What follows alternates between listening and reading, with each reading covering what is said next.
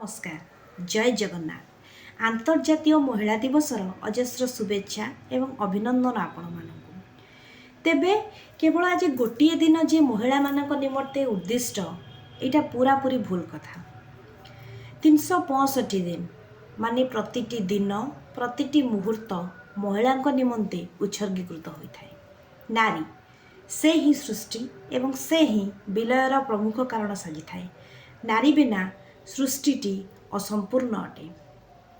गोटे नारी माध्यम ही आमे संसार रे पदार्पण करिथाउ।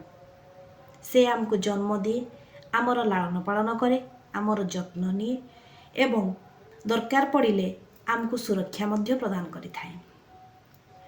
नारीर कहानी एवं नारीर त्याग अवर्णनीय। नारीर सुरक्षा दिगरे आम्भे माने सदा सर्वदा प्रचेष्टारत हेबा आवश्यक। नारी बिना ए सुंदर संसारटी असंपूर्ण हो जाए।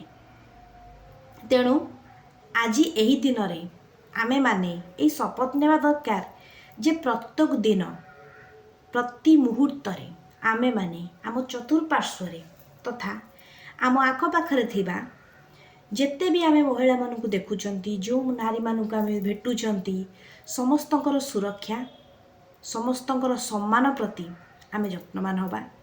सबु नारी मानू सम्मान दबा, समस्त को प्रेम दबा, समस्तंकर सुरक्षा पाई चेष्टा करिबा एवं सेमानकु यथेष्ट भावे भल पाइबा देबा। सेमानकु आम मो हृदय रे स्थान देबा। ताहाले जाई महिला दिवसटी प्रकृत रूपे पालन हो पारिबो। महिला दिवसर उद्देश्यटी सफल हो पारिबो। धन्यवाद।